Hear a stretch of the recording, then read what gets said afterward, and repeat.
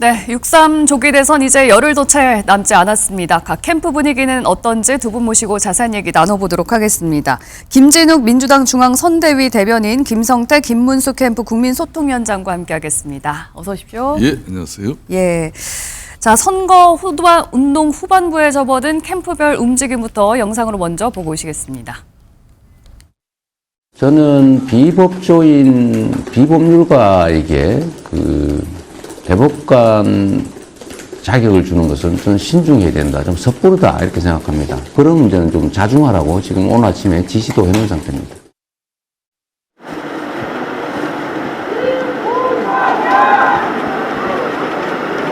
우리 김문수 후보님께서 우리 박 전 대통령님이 과거에 선거의 여왕이라는 말씀도 들으셨고 어떻게 하면 이길 수 있는지 좀 지혜를 달라 이런 말씀을 하셨는데 박 전 대통령께서도 선거는 정말 진심으로 하면 된다.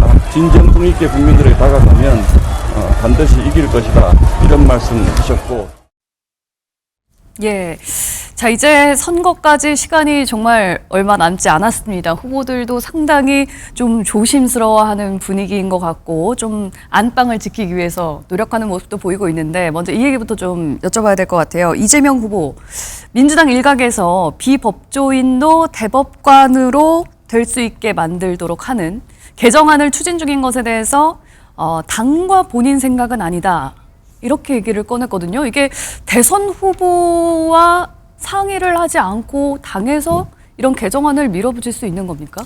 밀어붙였다라기보다는 일단 개별 의원들은 언제든지 입법 활동을 할 수 있는 거니까요. 예. 그런 취지에서 입법이 좀 있었던 것 같고 발의는 일단 된 것 같습니다. 네. 그런데 이 부분에 대해서 모든 걸 다 후보나 또는 선대위와 논의하는 과정들 속에서 진행될 수 있는 건 아니고요. 예. 이거 특히 이 법률안 같은 경우에는 지금 당에서 어떤 당론으로 추진하고 있는 하자 이런 논의가 있었던 것도 아니에요. 예. 그래서 저희도 사실 이런 입법이 있었다라는 것이 이제 나중에 이제 기사를 통해서 확인된 이후에 이제 확인이 된 것이고 그 부분에 대해서 논란이 좀 일어나니까 네. 이재명 후보가 직접 진화를 하신 것이다 이렇게 보는데 결과적으로 보면은 이 부분에 대해서는 지금 이재명 후보도 좀 전에 얘기를 했습니다만 네.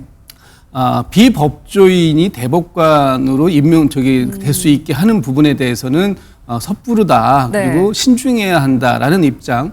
그리고 이런 그 부분에 대해서는 국민들께서 걱정을 많이 하시는 부분도 있기 때문에 예. 자중해야 된다. 이런 부분에 대해서는 확실하게 이제 선을 그었다. 이렇게 보여지고 다만 지금 이 변협에서도 이 논란이 되는 그 개정안을 가지고 얘기가 나왔던 것 중에 하나는 뭐냐면 일단 대법관의 숫자가 지금 14분이신데 예. 이것을 좀 늘리는 증원하는 부분에 있어서는 동감한다라는 입장을 밝히셨어요. 네.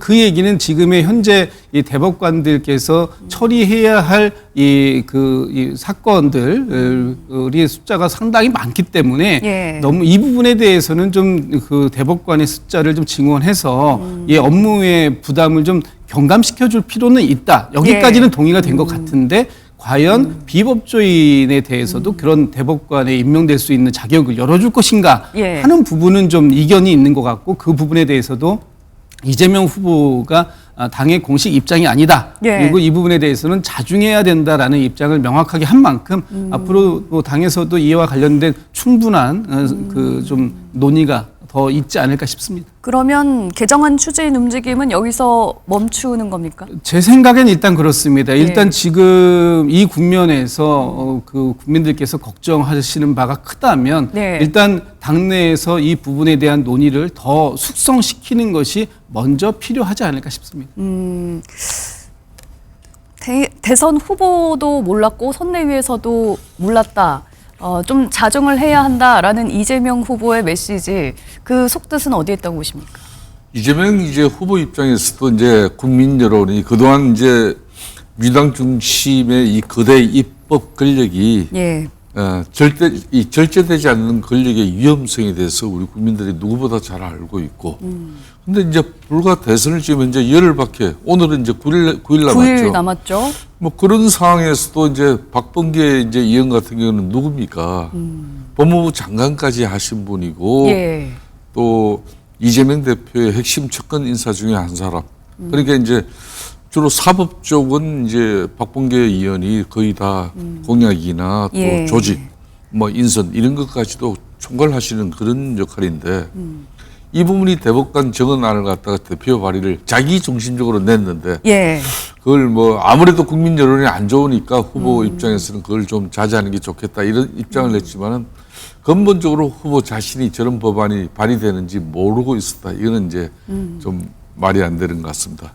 상대적으로 이제 저런 부분도 국민 여론이 충분하게 대법관 정언이 과연 이제 국민적 합의, 국민적 동의 그런 가운데 또 상당히 사법부 내에서 많은 논의 끝에 이렇게 실질적인 정언을 이뤄내는 그런 뭐 절차적 그 정당성 이런 부분이 이루어지면 좋은데 저거는 지금 현재 이 과도한 입법 권력 즉 민주당 중심으로서 일방통행식 저런 대법관 정언 부분에 대해서는 국민 여론이 만만치 않다는 걸 우리 이재명 후보께서도 잘 파악하신 것 같아요. 예.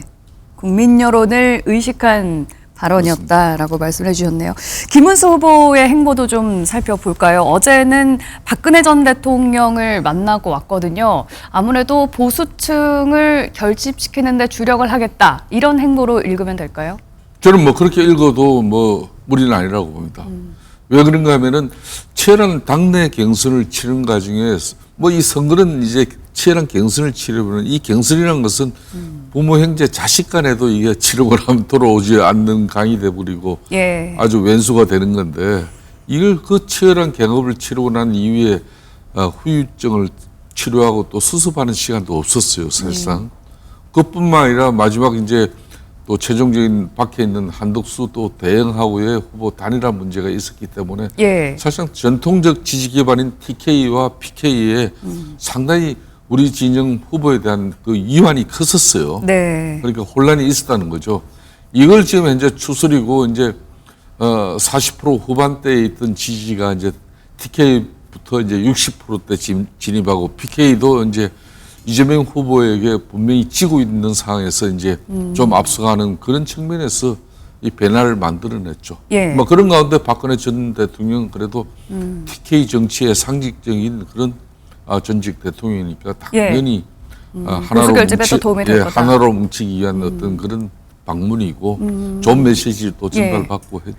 그런데 어제 김문수 후보가 박근혜 전 대통령 만나면서 이런 얘기를 했습니다. 집도 뺏기고 탄핵을 당해서 달성해 계신 거 생각하면 좀 가슴이 아프다 이러면서 울먹이기까지 했거든요. 탄핵이 좀 부당했다라는 식의 얘기를 꺼낸 것 사실 같습니다. 김문수 후보처럼 전에 이제 2011년인가 12년 그때 대통령 선거에서 박근혜 후보를 예. 뭐 독재자의 딸이다 이렇게 하고 엄청 날씬 공격을 했던 적도 있죠. 그런 네. 측면에서 이제 사과도 있었고 또 분명한 것은 대한민국 오늘 세계 이런 10위권의 경제 대국이 된 데서는 박정희 전 대통령의 공에 대해서 예. 또 우리 국민들이 분명히 인정하는 부분 그 부분에 대해서 이제 강조하고 또 박근혜 대통령이 지난 2017년 탄핵이 이루어졌지만은 예. 그 탄핵 이후에 그 겪은 그 엄청난 옥고뿐만 아니라 또 분리 그런 부분에 대해서 이제 김문수 후보 입장에서는 대단히 가슴 아파한 그런 한 대목을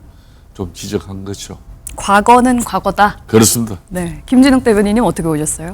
아마 뭐 김문수 후보 입장에서는 지금 뭐 보수 결집이 반드시 필요하고 마지막 어떤 역전의 발판을 만들 그런 계기를 만들고자 하는 부분은 분명히 있었던 것 같고요. 예. 그러나 박근혜 전 대통령의 지지와 별 관계없이 이미 박근혜 전 대통령을 지지했던 보수 세력들은 네. 이미 김문수 후보를 지지하는 쪽으로 모여가고 있다라고 보여집니다. 지금 김문수 후보가 박근혜 전 대통령에 대한 뭐 향수라든지 박정희 전 대통령에 대한 향수를 자극해서 모을 수 있는 보수의 지지 이것도 중요한데 더 큰 그 부분은 지금 김문수 후보하고 이 단일화를 추진했었던 한덕수 후보가 지금 전혀 보이지 않고 있다라는 부분 이런 부분들을 어떻게 해결할 것인지 또 그리고 김문수 후보하고 그 국민의힘의 대선 후보를 경합했던 후보들 중에서 홍준표 후보라든가 아니면은 지금 한동훈 후보는 참여하고 있습니다만 한동훈 후보의 참여가 정말로 김문수 후보의 지지로 이렇게 완벽하게 전이가 되어 있느냐 하는 부분은 또 다른 문제인 것 같아요. 지금 김문수 후보하고 한동훈 전 대표가 자리를 한 번도 하지 않고 사실상 따로 국밥인 것처럼 그렇게 다니고 있고 또 한동훈 후보의 지지 유세 내용을 가만히 들여다보면 사실상 김문수 후보가 여전히 윤석열 전 대통령과의 관계를 끊어내지 못하고 있는 이런 부분들을 비판하는 내용도 상당히 있거든요. 그렇다면 지금 김문수 후보 입장에서는 뭐 바깥쪽에 계시는 박근혜 전 대통령을 찾아다니면서 이 보수의 결집을 좀 도와달라라고 읍소하는 것도 중요하지만 실제 당 내에서 본인과 경합했던 분들과의 소통 그리고 그 화합, 통합을 통해서 당 내의 결속을 다지는 부분, 이 부분도 상당히 중요한데 지금 이 부분을 좀 놓치고 있는 게 아닌가라는 생각이 좀 듭니다. 예, 후보들이 왜 이런 행보들을 하고 있는지 지금까지 나온 좀 판세들을 들여다보면 또 답이 나올 수 있을 것 같습니다. 요즘 여러 여론조사들이 나오고 있는데요. 한번 함께 보실까요? 대체로 이재명 더불어민주당 후보가 지난주 대비해서 조금 소폭 하락한 모습을 나타내고 있고요. 국민의힘 김문수 후보 그리고 개혁신당의 이준석 후보는 약간 오르고 있는 모습을 나타내고 있습니다. 김성태 위원장님, 지금까지의 판세대로라면 이제 김문수 후보가 상승세를 좀 탔다 이렇게 그렇습니다. 또 이재명 민주당 후보의 흔히 말하는 대세론. 그러니까 이재명 후보가 그동안 몸조심을 너무 많이 했어요. 그냥. 그러다 보니까 두 차례 TV 뭐 그런 토론이 있었습니다만은 뭐 때로는 준비되지 저렇게 준비 안 됐나? 안 그러면 저렇게 저분이 무엇보다도 소신이 있는 양반인데 저렇게 어떻게 보면 뭐 사안사마다 명확한 어떤 그런 입장보다는 그때 가서 판단하겠다. 또 본인에게 좀 불리한 뭐 질의가 이어지면 극단적이라고 생각한다. 이런 정도 돼버리니까. 그러니까 지금 오늘 대선이 불과 9일밖에 남지 않았잖아요. 그런데도 아직까지 사실상 이재명 후보 측에서는 지금 대국민 공약이 아직 안 나왔어요. 그러니까 지난 2017년 박근혜 대통령 탄핵 이후에 조기 대선 같은 경우도 당시 홍준표 우리 당의 후보 같은 경우는 21일 만에 21일 이전에 공약을 냈거든요. 그때 당시 문재인 후보 같은 경우도 11일 전에는 냈거든요. 그런데 아직까지 9일 전이 되고 더군다나 이재명 후보 같은 경우는 사실상 민주당 자체가 본인의 대선 캠프라 해도 과언이 아니었지 않습니까?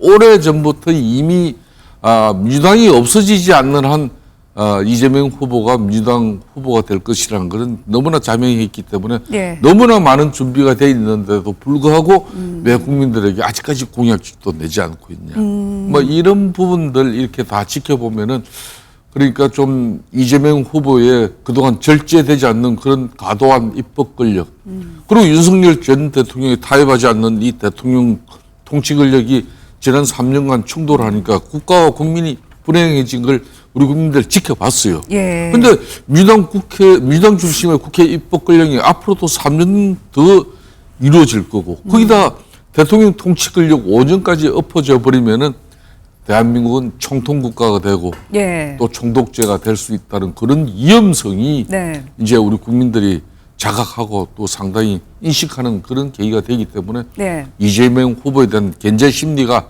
상당히 지금 크게 작동하고 있다고 봐야 됩니다. 이대로라면 혹시 역전도 가능하다고 생각하세요?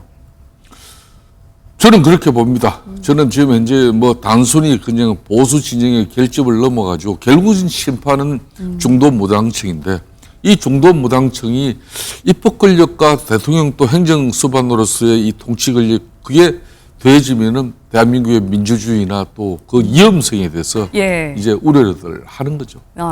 좀 말씀 들어보면 이재명 후보가 보여준 게 없다. 그래서 지금 좀 떨어진 거 아니냐 이렇게 들리거든요.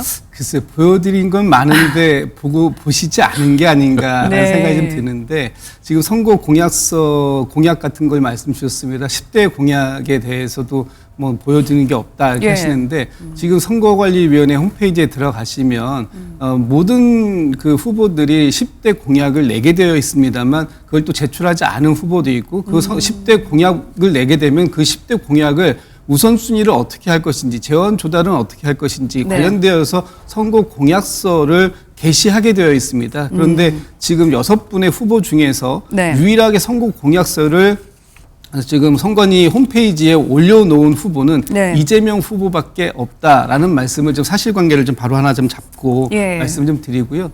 지금 이제 이재명 후보, 김문수 후보, 이준석 후보 뭐 이런 분들의 어떤 지지율의 추이가 계속해서 나오고 있는데 예. 아마 전주 대비해서 이재명 후보의 지지가 좀 소폭 하락했다 이렇게 지금 이제 말씀을 주셨는데 예. 저는 그렇게 뭐 크게 그것이 그 유의미한 하락폭을 기록했다라고 보이지 않아서 전체적으로 여론조사의 추이를 놓고만 보면 네. 지금 큰 변동폭 없이 계속해서 그런 정도를 이재명 후보가 김문수 후보에게 대략 한 10%포인트 정도 이렇게 앞서가는 그런 추세는 예. 큰 변화 없이 지속되고 있는데 이제 지금 중요한 건 그 김문수 후보나 혹은 이준석 후보의 이 좀 약간 상승세에 있는 부분이 있다. 예. 이런 부분들은 저희가 충분히 예견됐던 부분입니다. 왜냐하면 결과적으로 이 선거에 임박한 시기 되면 이제 오늘부터는 종반부로 가는 거 아니에요? 네. 이렇게 되면 이 각 정당의 지지율에 후보들의 지지가 이렇게 뭐랄까요? 비슷해지는 그래서 그 추이에 따라가는 그런 모양이 좀 나오기 때문에 예. 조금 더 박빙의 승부가 될 가능성 저희도 충분히 예견하고 있고 그런 부분에 대해서 준비하고 있고 특히 이 샤이보수라고 하셨던 분들 또는 지금 국민의힘에서는 우리공화당 또는 자유통일당의 후보가 사퇴하고 국민의힘의 김문수 후보를 지지하는 등 이 보수를 넘어서는 이 극우의 보수라고 할 수 있는 아스팔트 우파까지도 예. 함께 지금 이 조용하게 이 통합 작업이 이루어진 상황이라고 보여지면 예. 조금 더 박빙의 승부로 갈 가능성 저희 충분히 있다고 보이고 거기에 예. 대해서 충분히 대비하고 있다 이런 말씀 좀 드립니다. 지금의 흐름은 충분히 예상된 수치였다라는 네, 그렇습니다. 말씀이시고 민주노동당의 권영국 후보도 한 1.6%로 네. 소폭 올랐거든요. 이 부분도 혹시 예상을 하셨는지 궁금하고 민주당에서는 이 부분에 대한 부담이 전혀 없으신 건가요? 아니면 네, 지금 뭐 권영국 후보께서 나름의 선전을 펼치고 계시는 부분 뭐 저희도 보고 있고 또 예. 그러나 이 부분이 이번 이 대선 국면에서 과연 얼만큼 큰 변수로 작용될 것인가. 마치 22년도에 심상정 후보가 얻어갔던 한 2.6% 정도의 그 퍼센트 포인트가 예. 당시에 0.73% 퍼센트 포인트의 차이로 24만 표 정도의 차이가 나게 이재명 후보가 석패했던 그런 경험에 비추었을 때 혹시 권영국 후보의 선전이 이번에도 당시에 심상정 후보의 역할 같이 이 패배에 결정적인 작용이 되는 거 아니냐 이렇게 보시는 분들도 계실 것 같아요. 예. 그러나 지금 상황에서는 저희가 분석할 때는 큰 변수가 되기는 좀 어렵지 않을까. 왜냐하면 이번 대선의 가장 중요한 핵심 키워드는 여전히 12.3 비상겸에 의한 윤석열 전 대통령의 파면에 있는 것이고 지금까지 이어지고 있는 이 내란 종식을 완전히 완성시키고 새로운 정권 교체를 통해서 새로운 대한민국을 만들어 달라는 이 비세혁명에 대한 완성판이 이번 대선의 어떤 시대적 사명이다, 소명이다 이렇게 본다면 그 부분에 있어서 큰 변수로 작동될 가능성은 좀 낮아 보인다 이렇게 평가하겠습니다. 진보 진영 중에서 유일하게 단일화를 하지 않은 후보인데 현재까지로선 단일화 필요성을 크게 느끼지 못한다. 뭐 필요성이야 뭐 같이 할 수 있으면 좋겠지만 지금 그 이미 완주의 의사를 밝히시고 최선의 노력을 다하고 계시는 후보에게 그 강제로 단일화를 하자 예. 이렇게 얘기할 수는 없는 거고요. 지금 그런 방식이 국민의힘이 이준석 후보에게 하고 있는 방식 아닙니까? 지금 국민의힘에서는 이준석 후보에게 단일화를 얘기하면서 사실상 후보 사퇴를 종용하고 있는 이런 모습이기 때문에 저희마저도 그럴 수는 없다. 최선을 다해서 각자 소신껏 또 정당의 입장을 국민들께 피력하고 그 부분에 대해서 평가받는 것이 이번 대선에서 필요하지 않을까 이렇게 생각하고 있습니다. 예, 말씀을 하셨으니까요. 지금 아주 관심이 집중되고 있는 범보수 진영의 단일화 얘기 좀 해보도록 하겠습니다. 어떤 얘기들이 오고 있는지 영상부터 보고 오시죠. 국민의힘에 있는 사람들은 그저 당권 투쟁을 하거나 아니면은 정치공학적 단일화 같은 것을 계속 언론에 이야기하면서 분위기 흐리는 데만 지금 일조하고 있습니다. 저는 제발 좀 정신 좀 차리고 지금 이재명 후보의 위험성이나 아니면 이재명 후보의 그런 무책임함을 국민들에게 알리는 것이 유일한 그런 과제가 되어야 되는데 지금 단일화 논란이 많은데 국민의힘 김문수 후보와 단일화 할 거다 이렇게 예상을 저는 개인적으로 해요. 근데 당권을 주겠다든지 총리를 맡겨주겠다 이런 제안이 있었던 걸로 보이는데 뭘 또 거래를 하는 거 이런 거 불법 아닌가요? 저는 결국 이재명 후보가 음모론적이고 세상을 참 삐딱하게 보고 있다는 것을 다시 한번 증명하고 있다 이런 생각을 합니다. 단 한 번의 예외 없이 단일화에 관심 없다고 이야기하고 있습니다. 이재명 후보는 그냥 본인의 망상 속에서 계속 그것만 두려운 겁니다. 예, 김문수 후보와 이준석 후보, 국민의힘 후보와 개혁신당 후보가 과연 단일화를 할지 지금 이 부분이 굉장히 관심이 쏠리고 있는데 일단 1차 데드라인은 지났잖아요. 예. 2차 데드라인으로 꼽히는 29일 전까지 혹시 그렇습니다. 기대를 하고 계시나요? 이 단일화라는 것은 이제 뭐 87년 개헌 이후에 예. 그러니까 이제 유력 뭐 후보와 상대적으로 또 그 유력 후보를 끊기 위한 유일한 수단이 단일화거든요. 그러니까 이 단일화라는 것은 하나의 승리를 위한 하나의 방정식이 돼버렸어요. 예. 그래서 이제 YS 김영삼 전 대통령 같은 경우도 3당 합당을 통해 가지고 본인이 결국은 대통령을 됐지 않습니까? 예. 거기에 영향받은 이제 김대중 전 대통령 같은 경우도 DJP 단일화를 통해 가지고 또 네. 대통령이 됐고 역시 노무현 전 대통령 같은 경우도 정몽준 전 대통령 흑적 단일화 이런 예. 것들이 계속 단일화의 역사예요. 그렇기 때문에 사실상 이 대세를 형성하고 있는 후보를 꺾을 수 있는 유일한 수단이 단일화이기 때문에 이 단일화는 더군다나 뭐 이 정치 이념 가치가 다른 사람들끼리도 앞에는 제가 열거한 내용은 단일화가 된 거거든요. 예. 근데 이준석 지금 개혁신당 후보와 국민의힘 김문수 후보의 단일화 얘기는 네. 이거는 뭐 서로 정치적으로 이념 가치 철학이 다른 그런 이질적인 집단이 이렇게 단일화를 이야기하는 게 아니에요. 네네. 3년 전에 우리가 청년 정치 당대표까지 국민들 당원들이 선택한 그 당대표를 그때는 잘못된 당정 관계가 성비범으로 몰고 또 우리 당에서 쫓아냈지 않습니까? 그렇기 때문에 그런 가오에 대해서 저희들이 정말 빼저린 자성과 반성이 있고 그런 가운데 지금 이재명 후보의 위험성이라든지 예. 지금 자질 이런 부분에 대해서는 이미 우리 국민들이 너무나 크게 우려하고 있거든요. 그러니까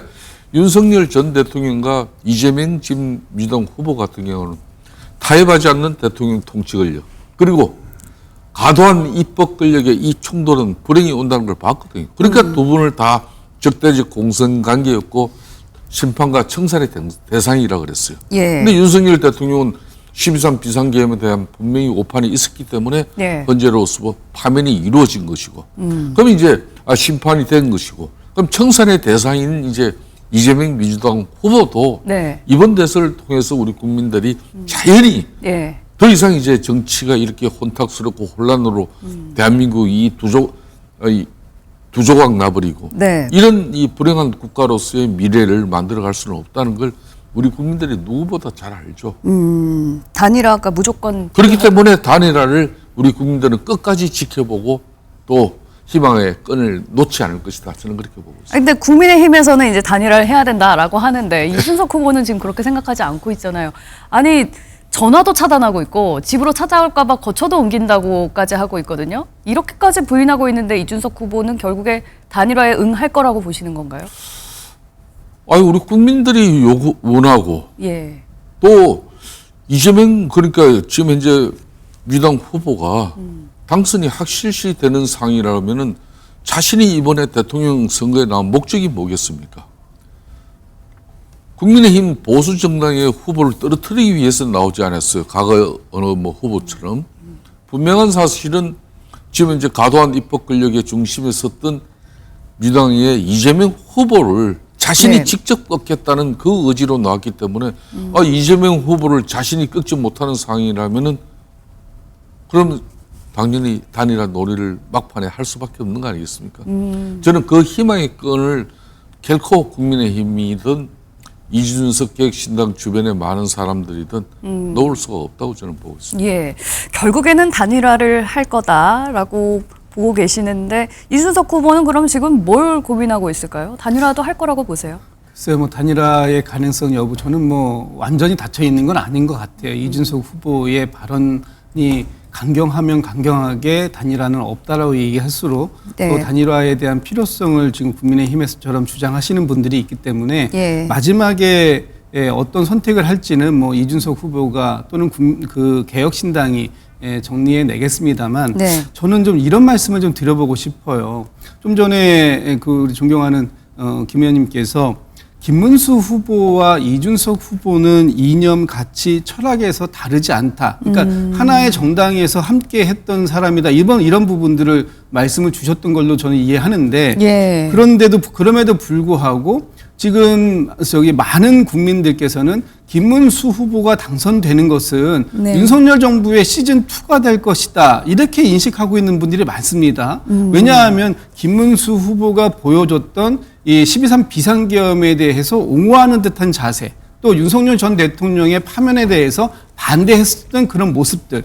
그런데 이 부분에 정반대에서 누가 있었냐 하면 이준석 후보가 있었다는 겁니다. 예. 이준석 후보는 지금도 국민의힘을 내란 세력이다라고 지칭을 하고 있습니다. 예. 그 얘기는 이준석 후보처럼 12.3 비상계엄에 반대했고 윤석열 전 대통령의 파면에 찬성하는 이 두 가치관이 어떻게 같을 수 있다라고 평가를 받을 수 있는지, 그래서 지금 이런 상황들이 명확하게 정리되지 않은 상황 속에서의 단일화라는 것은 결과적으로 보면 정치적인 야합에 불과하다, 이런 비판을 받을 소지가 매우 크고요.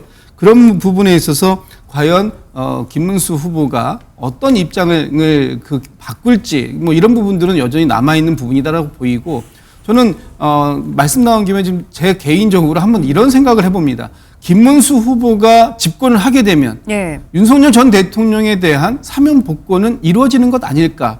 지금 12.3 비상계엄의 내란 사태를 일으키고 내란 우두머리 혐의로 재판을 받고 있는 윤석열 전 대통령이 김문수 후보의 당선을 강력하게 지지하고 있는 이유도 예. 본인의 사면 복권을 기대하고 하고 있는 건 아닐까라고 본다면 이 부분에 있어서도 김문수 후보는 좀 명확한 입장을 좀 내주셔야 되는 건 아닐까라는 생각을 하고 있습니다. 예, 혹시 이에 대해서 하실 말씀 있으신가요? 그렇습니다. 오늘 이제 김문수 후보가 윤석열 전 대통령하고의 관계에 상당히 의미 있는 입장을 냈습니다. 즉 그러니까 지난 윤석열 대통령이 당과 가져갔던 그 당정 관계는 분명히 수직적이었고 예. 윤석열 대통령이 당무에 개입했고 또 심지어 공천까지 그런 논란을 이어지게 갔다. 그렇기 때문에 12.3 비상계엄 같은 이런 잘못된 판단이 있을 수밖에 없었다. 이런 뭐 살짝 우회적인 입장인 것이죠. 예. 그래서 이제 앞으로 자신은 어떤 경우든 당무에 개입하지 않겠다. 그래서 상호 존중 협력에 이런 건강한 당정 관계 가져가겠다는 것이고, 당무 개입 논란 갈등은 어떤 경우든 불식시키다. 예. 공천 개입이라든지 또 대통령이 당이 사당화되는 이런 일은 없을 것이다. 네. 뭐 그래서 이런 내용들을 지금 현재 김용태 비대위원장이 전국위원회에다가 당헌당규 개정안을 통해서 이 내용을 당헌당규에 명확하게 박아내자. 네. 뭐 그럴 정도로 지금 이제 윤석열 전 대통령하고의 관계 문제를 분명히 정리를 하는 겁니다. 예. 그렇기 때문에 김문수 후보가 이번 6.3 대선에서 당선되는 것이고 윤석열 대통령이 쉽게 말하면은 이번 조기 대선에서 다시 자신이 면죄부를 받아서 사면되는 거나 마찬가지다. 이 입장에 대해서는 저희가 쉽게 동의를 할 수가 없죠. 예. 분명한 것은 저도 수많은 방송을 통해서 이야기했습니다만은 국민의힘이 비대위 지난 건영세 건성동 이 투톱 체제가 분명히 윤석열 전 대통령하고의 이런 관계를 분명히 우리 당하고 분명하게 정리정돈을 해줘야 되는데 그건 타이밍을 놓친 부분에 대해서는 분명히 잘못된 것이고 예. 지금이라도 윤석열 대통령의 관계는 반드시 절연이 이루어져야 된다. 네. 뭐 그런 측면에서 이제 김문수 후보도 저 부분을 실천하고 있다는 거죠. 그러니까 김진욱 대변인님께서 이제 우려하신 부분은 김문수 후보가 대통령이 되면 윤석열 전 대통령의 사면이나 복권이 이루어지는 거 아니냐. 저는 이 부분에 대해서 전혀 혹시 정리가 된 게 있어요? 왜 국민의힘은 자유민주주의이고 또 이 민주주의라는 것은 민주주의의 마지막 보루가 법원 아니겠습니까? 이미 검찰에서 기소가 이루어져 가지고 법원에서 사법적인 판단을 하고 있는데 그걸 대통령이 됐다고 해서 무소불위의 권력으로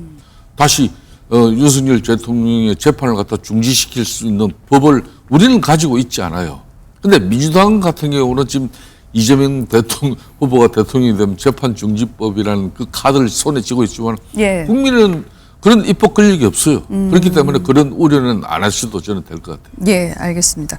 저희가 이제 단일화 얘기를 하다가 이렇게 좀 얘기가 흘러가는데 조금 전에 소식이 좀 들려왔습니다. 홍준표 전 시장이 어떤 의사를 좀 밝혔는데요. 뭐라고 했는지 한번 보실까요?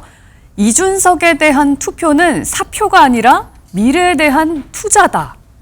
이 말의 뜻을 어떻게 읽어야 할지 지금 두 분의 생각을 한번 여쭙고 싶습니다. 이렇게 되면 홍준표 전 시장은 지금 하와이에 있는데 이번 주에 국민의힘 의원들 갔다가 그냥 돌아오지 않았습니까? 이러면은 이준석 후보를 지지하겠다라는 선언으로 받아들여도 될까요? 뭐 그렇게 읽히는 거 아니겠습니까? 네. 지금 국민의힘에서 이준석 후보에게 투표하는 것은 사표다. 예. 그렇기 때문에 반드시 단일화가 필요하다라는 주장을 지금 국민의힘에서 하고 있는데 홍준표 전 대구시장께서 이준석에 대한 투표는 사표가 아니라 미래에 대한 투자다라고 한다라는 것은 네. 어떤 형식으로든 이준석 후보를 지원하는 그런 느낌으로 저는 읽히거든요. 예. 그렇다면 지난번 하와이 특사단 뭐 저는 뭐 하와이 설득조라고 보는데 예. 이 설득조의 설득은 사실상 실패한 것이 아니냐. 뭐 그분들이 귀국해가지고 홍준표 전 대구시장이 김문수 후보를 지지하기로 했다라고 말씀하셨지만 사실상 그 지지는 없었던 것이다라는 셈이 되는 것이죠. 그래서 오늘 홍준표 전 대구시장의 이 메시지는 예. 국민의힘에 상당한 파급력이 좀 미치지 않을까 싶습니다. 지난번에 이제 미국 하와이 가기 전에 홍준표 전 시장이 이번 싸움은 이재명 대 이준석이 될 거다 하고 떠났었잖아요. 그때는 그냥 한 소리가 아닌가 싶었는데 이렇게 되면은 김문수 후보 측에서는 상당히 좀 힘이 빠진다 그래야 될까요? 어떻게 보고 계십니까? 저는 이제 김문수 후보 입장에서 이제 6.3 이 대선에서 상당히 의미 있는 성적표를 손에 쥐기 위해서는 예. 그동안 우리 당이 윤석열 대통령 당적 관계에서 우리 당이 그냥 자신들이 그냥 수직적인 당정 관계를 그냥 자처하고 심지어 윤비 어천가만 난무하는 그런 당이 됐다는 그 자성과 반성 분명히 있어야죠. 예. 그걸 한동훈 전 대표도 지금 이야기하고 있고 그런 반성 속에서 국민들에게 호소를 하고 있는 겁니다. 예. 저 오늘 홍준표 전 시장의 저런 입장은 이준석 계획신당 후보에 대한 절대적인 존중이 이루어진 가운데 존중이 이루어진 가운데 이재명 후보 그러니까 절제되지 않는 민주당 이재명 후보가 행정부의 수반이 됐을 때 그걸 어떻게 할 것이냐 그걸 고민해라 그 메시지예요. 그러니까 그동안 저도 생각해도 좀 국민의힘 측의 일부 의원들이 언론 프레임만 의식한 듯한 그런 공통정부 이야기를 꺼내고 국무총리 당권 명예회복 이런 이야기를 뭐 지금 아닌 말로 이 중요한 판에 예. 그걸 매개로 해가지고 단일화를 한다? 이건 누가 어느 국민이 그게 따를 겁니까? 저는 그건 대단히 잘못된 생각들이라 그랬거든요. 네. 그러니까 그런 차원에서 홍준표 전 대구시장은 너들 그렇게 단일화 요청하지 마라. 그러니까 이준석 계획신당 후보의 저 메시지에도 니들 저걸 갖다가 소중한 목소리로 너들이 반면교사로 그렇게 삼아라. 이런 메시지 아니겠습니까? 그러니까 이준석 후보를 존중하는 것이지 그 이상의 뭐 지지 의사나 이런 건 아니다라고 읽으시는 건가요? 제가 뭐 같이 당대표, 원내대표를 같이 한 사람이기 때문에 저분은 한때 박근혜 전 대통령을 갖다 제명까지 시키면서 출당하고 당을 다시 회복시킨 그런 가단성이 있었던 사람이에요. 그렇기 때문에 출국하기 전에 분명히 나갈 수도 그렇고 자기는 이 당 탈당했고 예. 또 누구를 돕지도 않을 것이다. 분명하게 했기 때문에 네. 그래도 뭐 자기가 몸담았던 우리 보수 정당이 윤석열 대통령 때처럼 그런 당이 돼서는 안 된다. 그걸 강조하는 거죠. 그러기 위해서는 이준석 개혁신당의 저 목소리 존중하면서 예. 그런 가운데 함께 할 수 있는 그런 고민을 해라. 이런 거 아니겠습니까? 알겠습니다. 갑작스럽게 이제 뉴스 시간에 이런 소식이 들려서 조금 당혹스러우셨을 것 같기도 한데요. 오늘 두 분 말씀은 여기까지 듣도록 하겠습니다. 고맙습니다.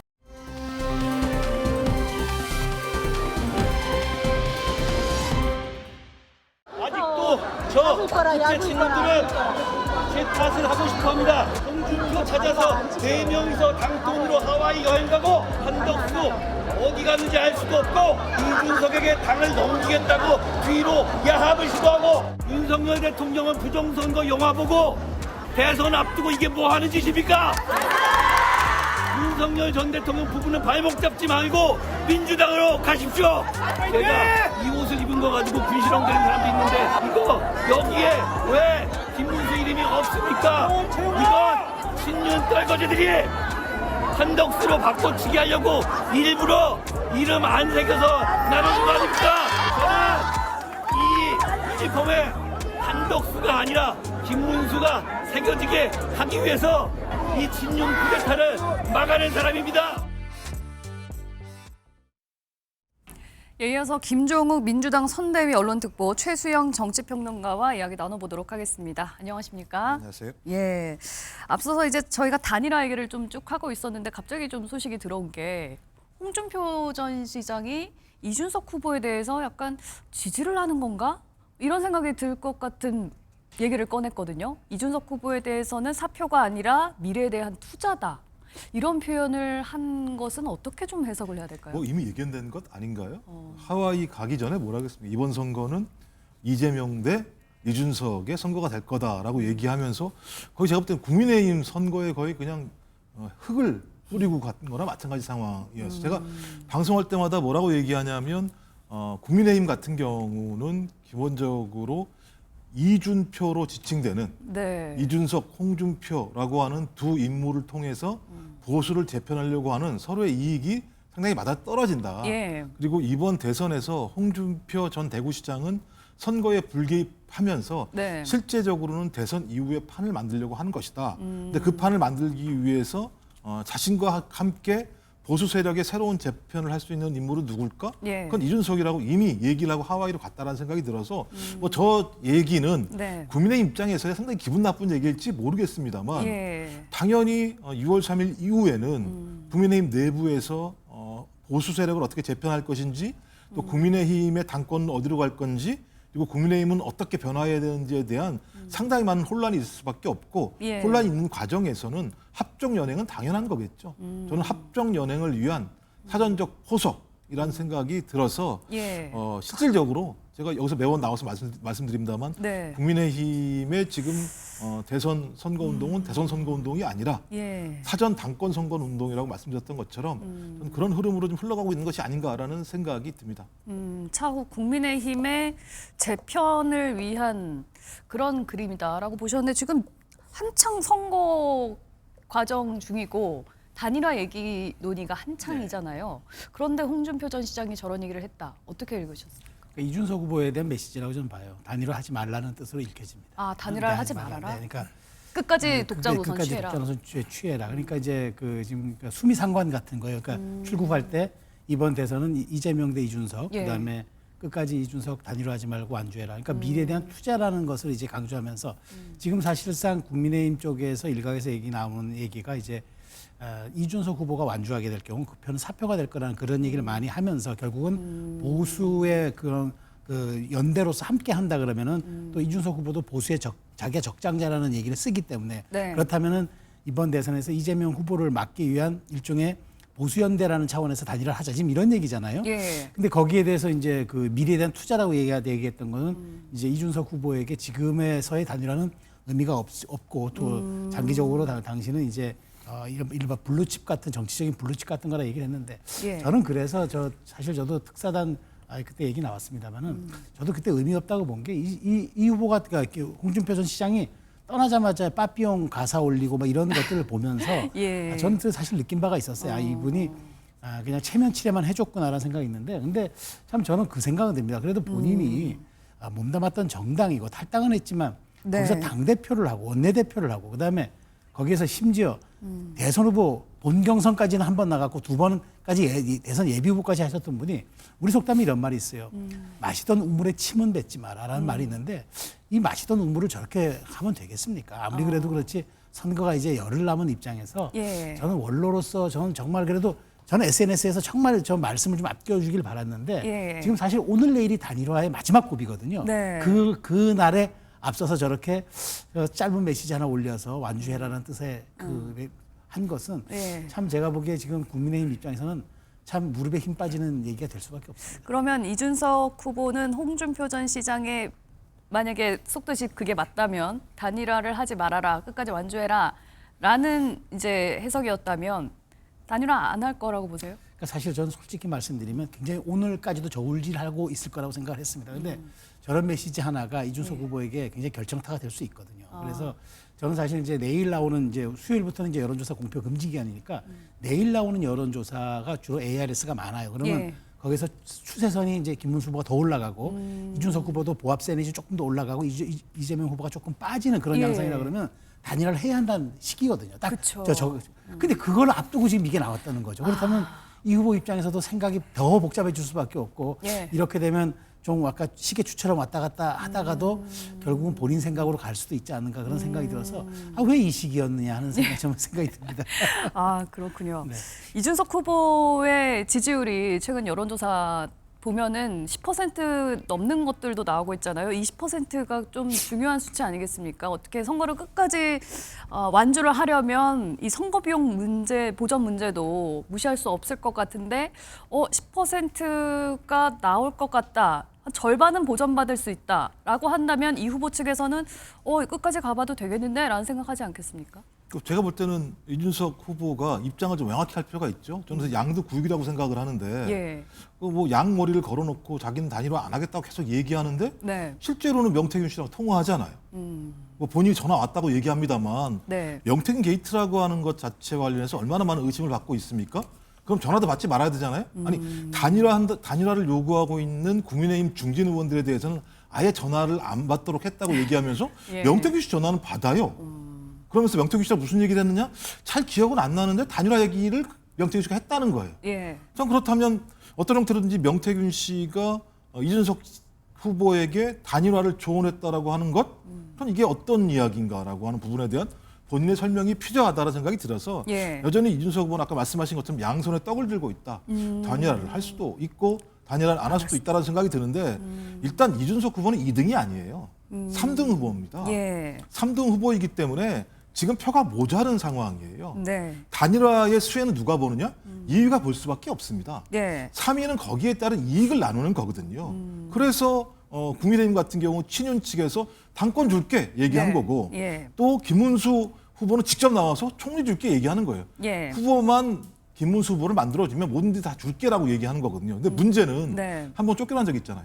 국민의힘에서. 못 믿는 거죠. 전 그래서 어떤 판단을 할지 모르겠습니다만 그 판단이라고 하는 것이 본인의 미래를 위한 판단인 것인지 예. 아니면 또 다른 자기의 권력적 지분을 얻기 위한 판단인 것인지 아마 이런 부분들은 본인이 결정한 이후에 국민들이 판단하지 않을까 이렇게 생각을 합니다.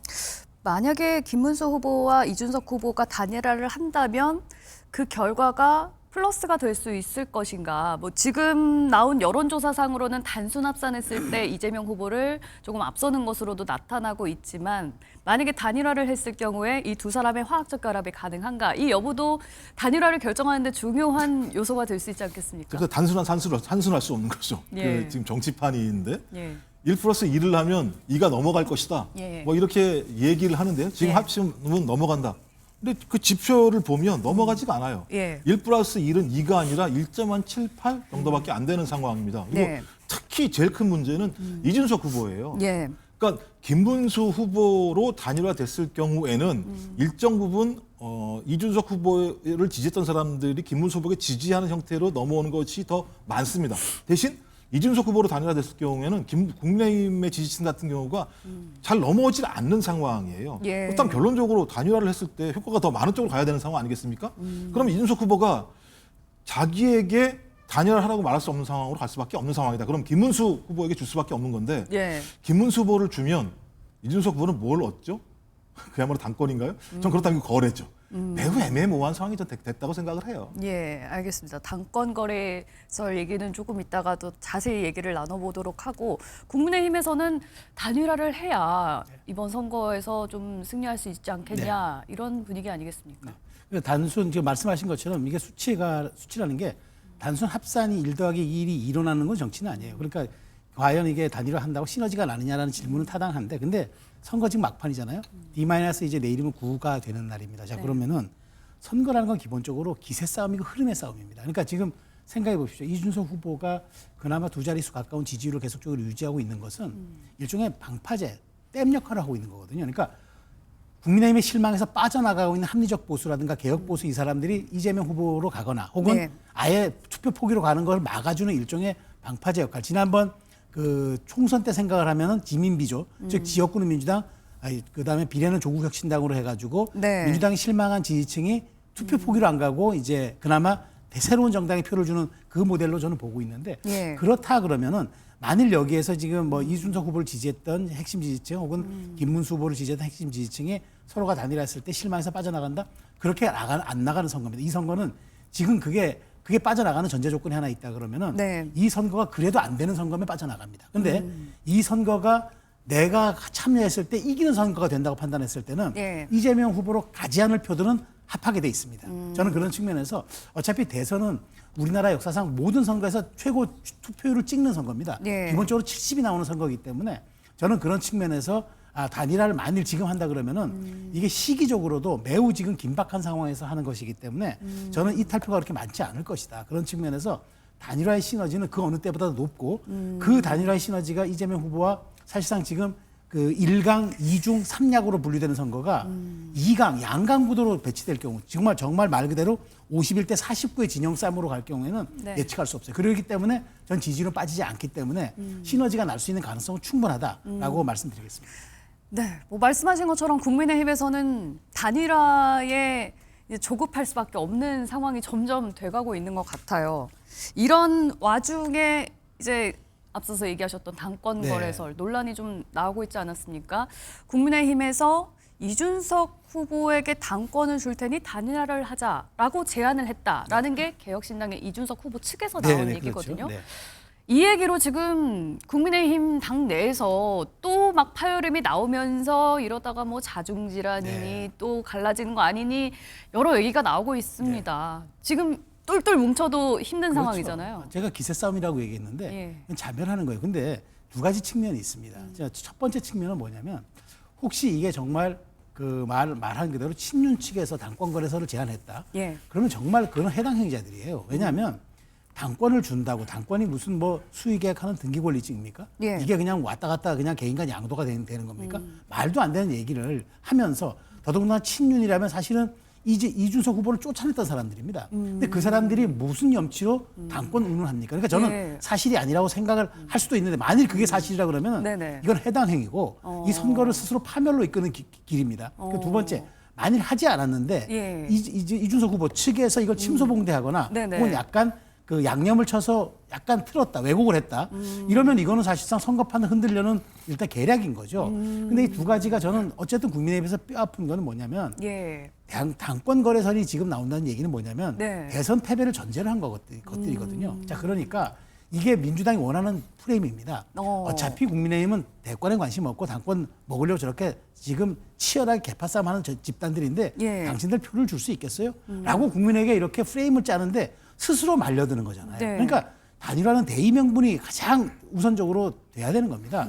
그런 측면에서 저는 했다 그러면은 네. 이거는 정말 친윤들은 정말 이거는 보수 역사에 씻을 수 없는 죄를 하는 거고 네. 만일 그렇지 않았는데 침소봉대하거나 혹은 약간 비틀어서 왜곡했다 그러면은 이준석 후보 측의 어떤 전략이 굉장히 지금 말하자면은 선거 막판으로 갈수록 좀 혼탁해지고 있다. 좀 뭐 이렇게 말씀드릴 수 있겠습니다. 예, 말도 안 되는 얘기다 이렇게 말씀을 하셨는데 지금 누구 말이 맞는 건지 이 부분에 대해서 얘기가 다 달라요. 이준석 후보 측에서는 친윤계 쪽에서 이런 얘기를 했다고 하고 친윤계나 지도부는 그런 말을 한 적이 없다고 하고 이준석 후보도 당권을 직접적으로 들은 적은 없다라고 또 했거든요. 이건 누가 그러면 이런 얘기를 했다고 봐야 뭐 될까요? 저희는 알 수 없습니다만 예. 김문수 후보가 뭘 제안했죠? 총리직을 제안을 했습니다. 그 제가 볼 때는 공동정부 제안하고 그렇죠. 예. 총리직을 제안했는데 네. 국민의힘에서 당권을 제안하지 못하라는 법이 어디에 있습니까? 뭐든지 다 주겠다는 거 아닙니까? 단일화만 될 수 있다면 총리직이든 네. 아니면 당권이든 줄 수 당권은 있다라고 좀 또 판단하는 다르지 거죠. 않을까요? 당권은 이제 당원들에 의해서 투표에 의해서 또 결정이 돼야 하는 문제이기 때문에 그건 마찬가지죠. 예를 예. 들면 윤석열 전 대통령 같은 경우가 주권을 찬탈하려고 비상계엄을 한 상황인데 그것을 옹호하고 있는 친윤 국회의원들 같은 경우 당권 뭐 더 아시겠습니다만 한덕수 전 총리 옹립하려고 했던 게 어딥니까? 가능한 거예요. 자기들이 당권을 유지할 수 있는 거래관계만 뭐 완성될 수만 있다면 예. 뭐든지 할 수 있다라고 하는 판단을 한다라는 생각이 들고요. 또 하나는 국민의힘은 후보직을 내놓을 수가 없어요. 왜냐하면 500억 정도의 선거 비용이 듭니다. 네. 김문수 후보와 이준석 후보가 단일화를 해서 만약에 네. 이준석 후보가 단일화가 되게 되면 지금까지 쓴 돈 한 푼도 못 받아요. 그러니까 제가 볼 때는 단일화라고 하는 게 제가 볼 때는 거의 일방적인 거예요. 예. 내가 그만두면 지금까지 쓴 돈 전부를 갖다가 토해내야 되는 상황입니다. 네.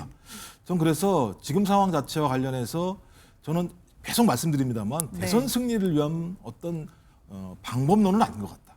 저희 대선 이후에 당권을 장악하기 위한 판짜기로밖에 보이지 않는다. 왜냐하면 제가 볼 때 진정성도 안 보이거든요. 말씀하신 것처럼 예. 어떻게 당권이라는 얘기가 오갈 수 있으며 총리직이라는 얘기가 오갈 수 있는지에 대해서 네. 저는 이런 얘기 자체가 국민들을 우롱하는 거다. 그런 자체가. 네. 전 그래서 아마도 급한 것은 국민의힘인 것 같고 네. 그다음에 이준석 후보는 두 손에 떡을 들고 지금 계산을 하고 있다는 생각이 들어서 예. 두 후보 모두 다 국민은 안중에 없다. 이런 네. 생각이 듭니다. 뭐 잠깐 말씀드리면 예. 당권과 공동정부는 좀 다른 거죠. 그러니까 당권을 제안했다고 하는 얘기는 사실은 넌 대선 이후를 보는 개파 싸움이라고 프레임을 충분히 그렇게 펼칠 수도 있고 그다음에 공격할 수도 있는데 공동정부를 구성하자는 건 지금 국민의힘 캠페인에서 중요한 부분인데 왜냐하면 예. 이재명 후보가 됐을 때는 이제 입법 그다음에 행정의 사법 권력까지 다 갖는 일종의 삼권 귀일 정부가 되고 절대 권력이 되니까 예. 우리는 비록 2, 3위 후보가 연대하더라도 우리는 공동으로 정부를 꾸려서 우리가 일종의 연대 정부를 하겠다 이런 얘기이기 때문에 예. 총리직을 제안한 것은 무슨 뭐 매각매직하고 무슨 자리를 거래했다는 식으로 이렇게 공격하는 건 좀 과도한 측면이 있다 이런 저는 이제 말씀입니다. 맥락을 말씀드리는 거예요. 그러니까 예. 친윤들이 당권 거래했다는 얘기를 하잖아요. 네. 근데 거기서 총리직을 제안한다는 게 상식적으로 정치의 셈법상 맞는 겁니까? 앞에 것을 부정하셔야죠. 우린 절대 그런 거 없어. 이런 건 전혀 앞으로도 있을 수도 없어. 그리고 우리는 말씀하신 공동정부를 하겠어라고 말씀하셔야 되는데 앞에 거에 대해서는 아무런 말씀을 안 하시다가 거기에 얹어가지고 총리직을 제안하시니까 급하구나. 그러니까 제가 볼 때 계속 정치적 공학적 접근을 하시는구나라고 하는 해석을 할 수밖에 없게 만들었다라는 말씀을 드리는 당권 거예요. 거래는 아직 확인이 되지 않은 사안이기 때문에 예. 그걸 가지고 마치 그것이 이제 사실인 것처럼 전제하고 또 공동정부 얘기까지 나갔다고 얘기하시는 건 조금 과하게 맥락을 해석하셨다고 아니 보는 두 군데는 다 두 군데 중에 하나는 사실이겠죠.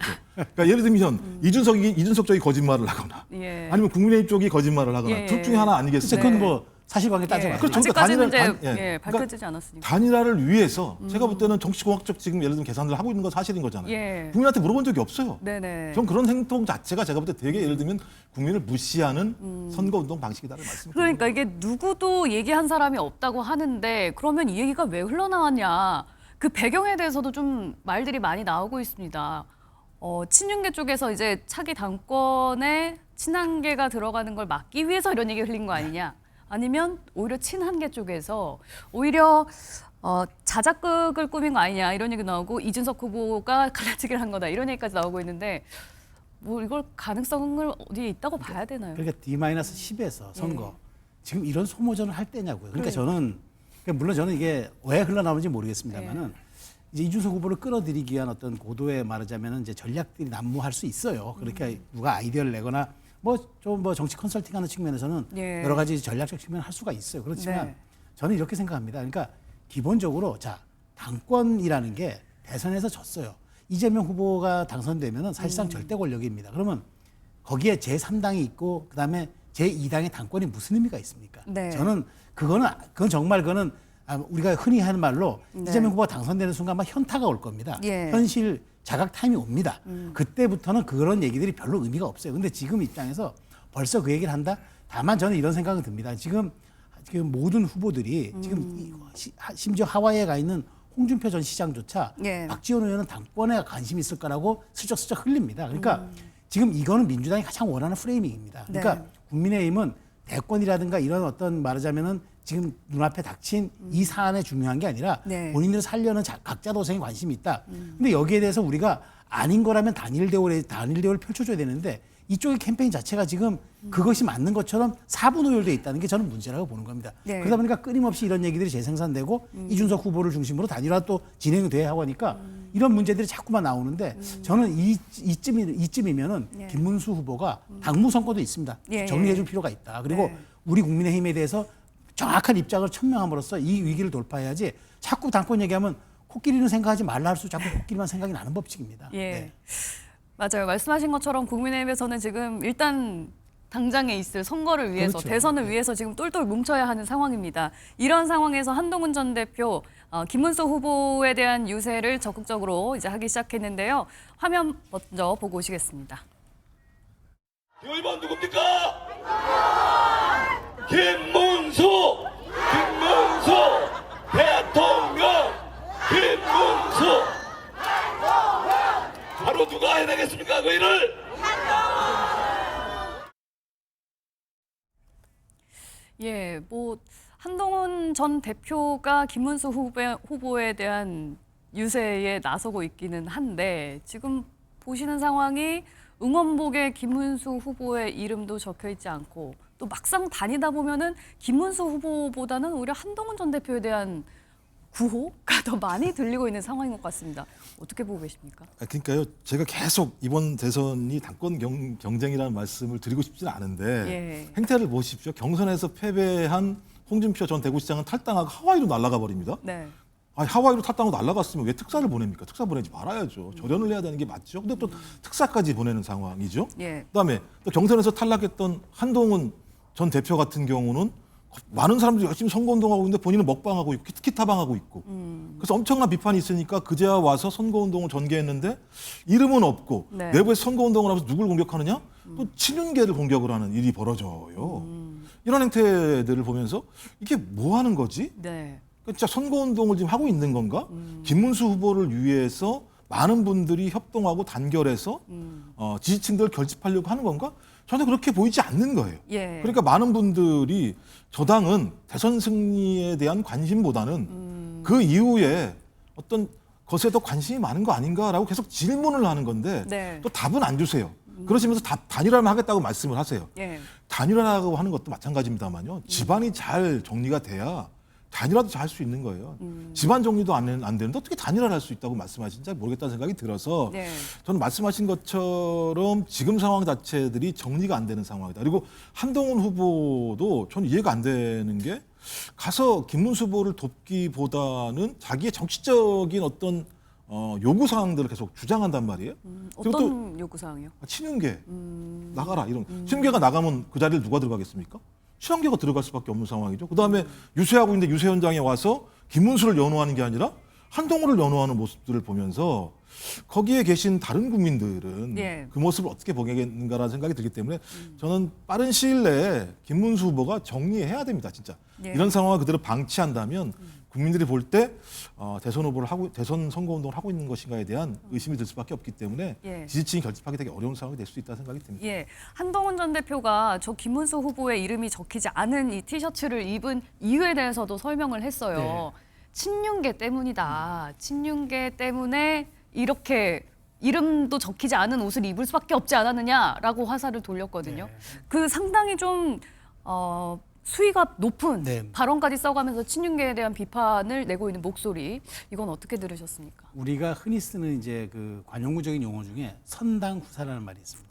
그러니까 당인들, 그러니까 당에 소속된 사람들은 당이 우선이고 내 사적인 감정이 후순이다 이 얘기잖아요. 네. 선당 후사, 특히나 이제 당의 지도자급들은 이게 필수 불가결한 요소입니다. 이거는 공적 영역이니까요. 그런데 김문수 후보의 이름이 없다. 근데 이것은 이제 한덕수로 바꿔치기 하려고 했다. 이제 이 얘기는 사실상 우리 쪽의 치부를 드러내는 데잖아요. 사실은 그게 그 갈등이 지난 일주일간, 지지난주 일주일간 사실은 뭐 거의 전국을 덮었죠. 그래서 뼈 아픈 지점입니다. 그렇다고 해서 지금 지원 유세를 나온 후보가 우리 상처에 소금을 뿌리는 발언을 하는 게 과연 선거에 도움이 될 것인가. 예. 그런 측면에서 사실 부산 유세부터 지금 쭉 북상을 하고 있는데 한동훈 전 대표가. 그런데 보면 대구 유세에서부터는 이제 김문수 후보를 연호합니다. 네. 이름을 부르고 하는데 자 그런데 그럼에도 불구하고 이름 섞인 유니폼을 없어서 안 입었겠습니까? 그러니까 저거는 메시지, 그걸 전달을 하자는 화자의 뜻이 있는 건데 예. 메신저의 뜻이 있는 건데 전 그런 측면에서 한동훈 전 대표가 이번에 조금 더 큰 정치인의 모습을 보이기 위해서는 김 후보를 자신과 등치시켜서 어쩌면 자신을 다 녹여서 김 후보에게 넣어주는 그런 상황이 필요하다. 그렇기 네. 때문에 선거 이제 열흘밖에 안 남았는데 이 선거를 예. 두고 나중에 승패를 떠나서 또 다 공과를 또 이야기하지 않겠습니까? 네. 한동훈 전 대표가 보여주는 지금 저 희생 정치는 좋습니다. 지금 그 홍준표 시장에 비하면은 정말 한동훈 후보의 합류는 대중성이 있고 또 중도 소구력이 있기 때문에 큰 천군만마가 될 겁니다. 그런데 네. 더 큰 천군만마가 되기 위해서는 네. 이름 적힌 유니폼이 있고 그다음에 조금 예. 그런 얘기들을 네. 감정이 있더라도 아마 좀 충분히 이해는 하지만 조금 자제하고 네. 우리 스스로의 치부를 우리가 우리 입으로 드러내는 거는 조금 자제할 필요가 있지 않을까 그런 생각이 듭니다. 예, 알겠습니다. 자, 그제 있었던 2차 TV 토론 얘기도 좀 잠깐 나눠볼까요? 주제가 사회 분야였는데요. 공방전이 고발전으로 이어지고 있습니다. 주요 장면 먼저 보고 오시겠습니다. 정광훈 목사를 비롯한 극우 세력들과 여전히 깊은 관계를 맺고 있어 보이는데 정광훈 같은 극우 세력과 단절할 생각은 없는지 정광훈 목사가 감옥을 갔을 때 눈물을 흘린 그런 관계를 청산하지 못하시는 것 같은데 허위 사실을 이야기하면 안 됩니다. 뭐 눈물을 흘리는 거는 정황훈 목사 가서 무슨 눈물을 흘리는지 그 말이 안 되는 거짓말을 또 계속 여기서 하시면 2012년 대통령 선거 이후에도 부정선거를 주장하는 사람들이 있습니다. 그런데 이재명 후보도 사실 이것에 동조해가지고 부정선거에 관한 내용을 공유한 바가 있습니다. 제가 말씀드렸던 부정선거는 국정원이 댓글 조작을 통해서 국민 여론을 조작했기 때문에 그 측면에서 부정선거라고 한 거지 무슨 투개표를 조작했다 이런 차원의 윤석열이나 우리 김문수 후보가 관심 갖는 그런 부정선거는 아니라는 말씀 하나 드리고 예, 민주당과 국민의힘 서로 이제 그제 있었던 2차 TV 토론에서 나온 후보들의 발언을 놓고 서로 고발하겠다. 지금 이렇게 나오고 있어요. 검증전인데 이게 고발전으로 이어진 토론 상황 어떻게 보십니까? 그러니까 선거의 법칙이 하나 있습니다. 10개의 포지티브 캠페인보다 1개의 네거티브가 더 타격감이 있다. 그러니까 지금 사실 모든 후보들이 똑같은 거예요. 지금 보면은 여기에서 사실 양쪽 다 고발하지 않았습니까? 말을 네. 보면은 그 영상을 보면은 김문수 후보도 그 눈물 흘린 것처럼 비춰지는 게 있고 그 다음에 이제 이재명 후보는 SNS에 올린 글이 완전히 네. 그때는 이거는 수개표를 해야 된다까지 얘기를 하는 정도니까 네. 사실 보면은 이제 양쪽에서 고소 고발하는데 근데 이건 대선 끝나면은 예. 사라질 고소 고발입니다. 다만 제가 보기에 지금 이 토론이 네. 지금 서로 이제 지지율이 조금씩 좁혀짐으로써 예. 서로가 서로를 공격하는 네거티브가 앞으로 3차 토론에도 더 갈 것이다. 그러니까 이게 지금 마지막 남은 고비에서 아마 예. 이번에 이제 붙은 것 같은데 이제 특히나 이준석 후보가 네. 협공을 하는 모양새를 띠면서 예. 이 앞으로 네거티브는 제가 보기에 더 격화될 가능성이 커지는 사안이라고 생각합니다. 아니요, 이제 선거 끝나면 소멸될 고소 고발이다라고 말씀하셨는데 이재명 후보는 과거 허위 사실 공표 이 발언으로 지금 최근까지도 재판받았었잖아요. 그렇죠. 근데 이제 제가 보기에 대선 단위가 끝나면은 네. 이런 대선 후보들을 향한 캠페인은 고소 고발은 조금 정리가 될 겁니다. 예, 사실 이 부분에 대해서 더불어민주당과 국민의힘은 고소를 하고 들어갔는데 개혁신당에서는 고소하지 않겠다, 고발하지 않겠다, 정치 사법화되는 걸 원하지 않는다 이렇게 나오고 있거든요. 뭐 제가 볼 땐 기억신당 이렇게 얘기합니다만 본인은 훨씬 더 예를 들면 문제가 많은 비판들을 하고 비호감도를 쌓은 선거 아니었습니까? 그러니까 제가 볼 때는 중도층의 투표 참여를 갖다가 더 적게 하려고 하는 어떤 선거 전략상의 그 비아냥 또는 비판 그다음에 진흙탕 만들기라는 생각이 듭니다. 하지만 거짓과 진실을 명확히 밝힐 필요가 있는 거죠. 뭐 예를 들면 다 아시겠습니다만 김문수 후보 같은 경우 뭐 정광훈 목사 때문에 자기가 눈물 흘린 적이 없다? 영상에 다 나와 있잖아요. 그런 거짓말까지 하는 후보가 되면 되겠습니까? 저 그런 의미에서 예, 여러분 투표 많이 해주십시오. 그것만이 예를 들면 공명선거를 만들어낼 수 있는 중요한 방법입니다. 예, 말씀 감사합니다.